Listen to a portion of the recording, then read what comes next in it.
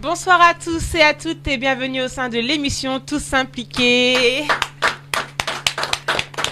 L'émission qui parle d'actualité mais surtout de la réalité au quotidien. L'émission qui parle aux minorités, parole à nos frères et sœurs.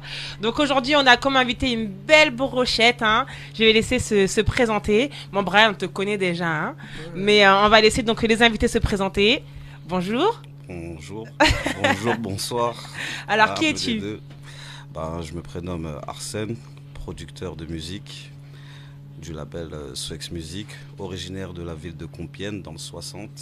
D'accord, Compiègne qu'on entend beaucoup en ce moment, puisque j'en parle tout le temps. C'est dans l'actualité. Et dans l'actualité aussi, ouais. Et je suis également président de l'association Jeunesse Avenir Doré. Et puis voilà. C'est déjà pas mal, très bien. À gauche, à droite, on essaye de faire en sorte de se développer, quoi. D'accord. Alors Arsène, s'il te plaît, comme je te connais bien, Swex, est-ce que tu peux bien avancer ta bouche du micro qu'on t'entende bien? Ah, on m'entend pas bien? Ouais, c'est mieux là? Approche-toi bien, ouais, voilà. Ok. C'est normal, t'es pas habitué, c'est pas toi le chanteur. Non, c'est pas moi le chanteur, de base. C'est pas moi. Moi je suis derrière les caméras. Derrière les caméras. Donc du coup, tu produis qui exactement comme artiste? Je produis mon artiste SBK. Ça fait quelques années là qu'on est ensemble, qu'on suit nos petits bouts de chemin. D'ailleurs, il y a un projet qui va pas tarder à arriver, je pense d'ici septembre. Un premier EP. On a déjà pas mal de clips sur YouTube, pas mal de sons déjà enregistrés. Et franchement, c'est un bon talent. J'ai confiance en lui et je pense que dans le futur, il va faire un très bon travail. Je croise les doigts, je vous le souhaite. Merci, mais donc du coup, tu es en train de nous dire qu'il y a des talents à Compiègne? Oh, il y a beaucoup de talents. Il n'y a que ça. Ça fait 8 ans que je produis dans la ville de Compiègne. D'accord. Ça fait 8 ans que je produis dans la ville de Compiègne. Donc franchement, il y a énormément de talents. Il manque juste un peu de visibilité et de moyens pour pouvoir performer, si je peux dire comme ça. Franchement, il y a énormément de talent, c'est grave. Et vous faites quel style de musique alors? Parce que du coup, maintenant on entend de tout, il y a de tout. Franchement, on touche un peu à tout, mais essentiellement c'est du hip-hop. Après, mon artiste, il chante aussi, il s'adapte à l'actualité en fait. Il faut s'adapter au jour d'aujourd'hui. Ok. Donc voilà, mais essentiellement c'est du hip-hop. D'accord, donc est-ce que tu peux juste nous répéter son nom et où est-ce qu'on peut le suivre? SBK. Ok. SBK, on peut le suivre sur son Instagram, SBK. On peut le suivre aussi sur son Snap, SBK La Cité. Et sur YouTube, sa page officielle, SBK officiel. Si vous cliquez, il y a plusieurs clips qui ont déjà eu lieu, etc. D'accord. Et toi, du coup, est-ce que tu as une page? Où est-ce qu'on peut te suivre si demain j'ai un talent, il y a un jeune à Compiègne qui souhaite faire de la musique, où est-ce qu'il peut te contacter? Mon réseau le plus professionnel, on va dire, c'est Instagram. Ça veut dire on peut me contacter sur Instagram. Je réponds aux messages. Je réponds à tout le monde, petit, grand, âgé, pas âgé, connu, pas connu, on s'en fout. D'accord. Franchement, donc j'en prends à tout donc le monde sur mon n'hésitez Instagram. pas à envoyer les textos, envoyer les messages, on va vous répondre. Avec Merci plaisir. beaucoup, Swex. Donc Brian, bonsoir Brian, comment tu vas? Bonsoir à tous, moi ça va un peu. Est-ce que tu peux nous rappeler un peu qui tu es pour ceux qui ne t'ont jamais entendu, pour les nouveaux auditeurs? Écoutez, parisien, pas de naissance parce que je suis né dans 92. Mais je suis un pur parisien dans le 20e. Il le précise, Brian, il aime trop préciser. Non, les Parisiens aiment bien faire la différence. Je ne suis pas banlieusard, je suis parisien. Non, c'est pas ça. Il faut mettre les traits où il y a les traits. Voilà. Lobby. Ok, donc parisien. Quel arrondissement? 20e. Ok. Ortho, big up à vous. Et des artistes qui viennent du 20e? Oui. Les Imaginés, ils venaient d'où? Ils viennent du 19e. Ok, mais vous avez été à l'école ensemble, si je ne me trompe pas. Même classe, ouais. Ok. Tu vois comment je te connais bien? Ok, donc 20e. Mais là, en ce moment, là, j'ai un frère de quartier, là, de mon quartier, qui a percé, enfin, entre guillemets, il a fait Star Academy.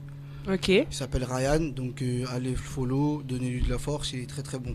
Et toi-même, tu le follow? Parce que vous, on vous connaît, hein. Toi-même, tu le follow? Bien sûr, je le follow. Ok. Tu as vu ça?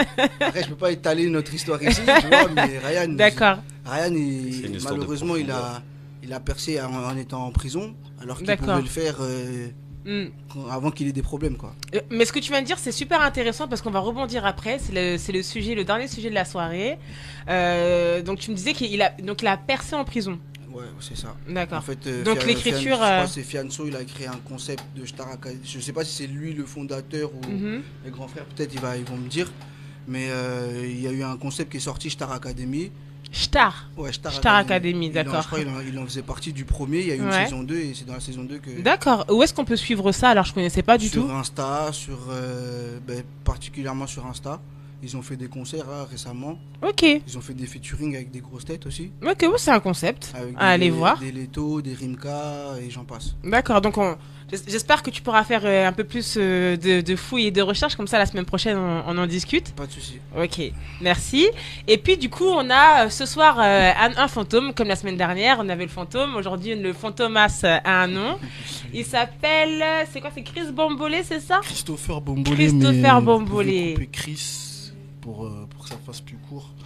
Donc Chris Bombolé. D'accord, Chris Bombolé. Est-ce que tu peux nous parler de toi, puisque on ne te voit pas, les auditeurs ne te voient pas du tout, ne te connaissent pas? Bah le but justement,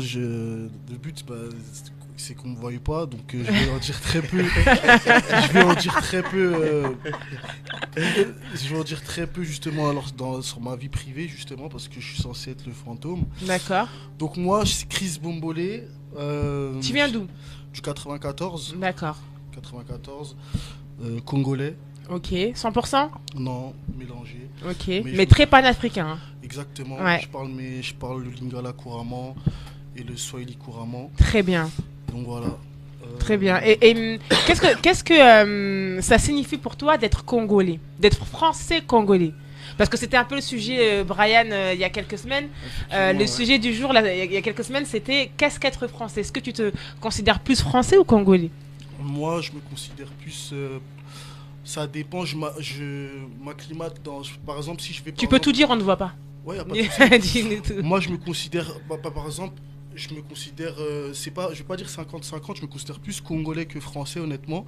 Parce que quand je vais au Congo, je me sens chez moi. Ici, je vais me sentir chez moi aussi parce qu'on va dire, en gros, j'ai un peu grandi ici. Mais où je suis à l'aise, c'est dans mon pays d'origine, bien évidemment. D'accord. D'accord, bah merci beaucoup pour cette réponse. Merci, donc ok, l'émission peut commencer. Donc les garçons, aujourd'hui, une problématique qui me tient beaucoup à cœur par rapport aux derniers événements de la semaine. Donc, sujet de société, on nous parle de cyberharcèlement, on nous parle d'excès de la violence, on nous parle d'immigration. La semaine dernière, on a fait aussi un point, on s'est dit il y a peut-être un peu l'abus des médias. Un gros abus au niveau des médias qui a bien tapé sur les points forts. Donc la question du jour aujourd'hui, c'est a-t-on affaire à une déshumanisation de la société? Pourquoi? Je m'explique. On a tous vu cette semaine cette fameuse vidéo sur CNews, BFM, ça tournait un peu même sur les réseaux sociaux, de ce Bordelais qui a agressé cette dame, donc cette grand-mère et sa fille. Est-ce que vous l'avez vu cette vidéo? Qu'est-ce que vous en pensez? Parce que du coup, j'en ai un peu parlé sur les réseaux sociaux. J'ai eu beaucoup d'avis, des avis qui divergent. Alors, il y a ceux qui pensent que oui, ce jeune homme voulait agresser la petite fille, il voulait voler, arracher cette petite fille à sa grand-mère. Il y a d'autres qui pensent qu'elle était dans un moment de démence et qu'il voulait peut-être voler de l'argent. Donc, quel est votre avis dessus? Qu'est-ce que vous en pensez? Et est-ce que c'est une vraie déshumanisation? Est-ce que l'être humain n'a plus de cœur, quoi? Où est-ce qu'on en est? Que pensez-vous? Brian. Ah, je commence. Non, je vais laisser. Déco. Je vais laisser le grand frère. Moi, pour moi, franchement, ouais, il y a de la déshumanisation. Je pense que c'est plus dû à la misère, en fait. Parce que si on voit, quand on regarde la vidéo, je pense qu'il veut voler, il veut voler peut-être de l'argent ou je sais pas quel objet il a vu qu'il voulait s'apatrier. Mais même quand on voit sa dégaine, en fait, on voit directement que, ouais. D'accord, donc du coup... Pour moi, c'est un drogué qui est en manque ou qui recherche à voler quelque chose ou quelque chose comme ça, quoi. Donc ce qui est intéressant quand même, c'est que t'as pas suivi tête baissée l'avis des médias. Parce que dans les médias, directement, c'est il a essayé d'arracher la petite, en fait. Ouais, mais ils vont amplifier la chose. Voilà, donc du coup, pour toi, c'est pas du tout ça. T'as pu analyser autre chose. Ça, c'est mon avis, mais je pense pas. Parce que si on aurait vu tirer la petite, parce qu'il les a violentés, il les a tirés en arrière. Parle plus près, Ndeko, parle plus près. Il les a violentés, il les a tirés en arrière, Voilà. en fait. Il les a tirés en arrière et elles sont tombées. Et quand elles sont tombées, il a décalé un peu la petite et il a ramassé quelque chose par terre. D'accord. On l'a vu ramasser quelque chose par terre. Et après, je sais pas qu'est-ce qu'il a soulevé la Mais petite. c'est vrai que là, il est violent. Oh, ouais, mais c'est super violent. Avec ses cheveux là. Franchement, c'est grave. Franchement, c'est grave. D'accord. Le monde il se détériore. Donc tu penses plus que lui c'était de la misère en fait. Il voulait vraiment voler moi, quelque je pense chose. Que c'est de la misère. Bien Ok. sûr, c'est de la misère. Ok, donc pour toi c'est abus des médias comme d'habitude. Après, abus des médias, non, parce que l'acte il est super grave en fait. L'acte il est très très grave. On peut pas minimiser cet acte. Mais moi je pense qu'il est pas là pour voler la petite ou quoi. Il va aller où avec? Il va faire quoi? On sait. Mais on nous a dit qu'il y avait une voiture apparemment qui l'attendait. Une voiture. Quelques mètres plus tard, il y avait une voiture noire qui l'attendait. Il est rentré, il est monté dans une voiture. Ça, après, c'est les ondis. Hein, non, c'est pas les mondiaux, c'est il y avait les une médias. voiture, ils ont attrapé la voiture, ils ont attrapé le conducteur. Qui a vu? Non, mais est-ce qu'ils ont attrapé le conducteur? Mais faites comme moi, allumez BFM. Non, il y a plein de... BFM, regardez CNews, ils disent que quelques mètres plus tard, il est monté dans une voiture. Non, t'as vu, et qu'après, la police l'aurait arrêté 20 minutes plus tard. Il y a des informations. Ils l'ont arrêté sans la voiture. Ah, je sais. On sait qu'il y avait une voiture. Normalement, on a la suite aussi sur la voiture, sur le conducteur. Ouais, ça veut dire qu'il y a un complice. C'est vrai. S'il y avait une voiture qui l'attendait, ça veut dire qu'il y a quelqu'un qui était au volant. Mais quand tu vois la personne là, quelle voiture va l'attendre? Déjà, tu regardes ses chaussures, il n'y a pas de lacets. C'est vrai. C'est vrai. Attends, quelle voiture? Le mec, déjà, il est en situation. Mais tu sais que ce que tu dis, c'est ce qui m'a interpellé en premier.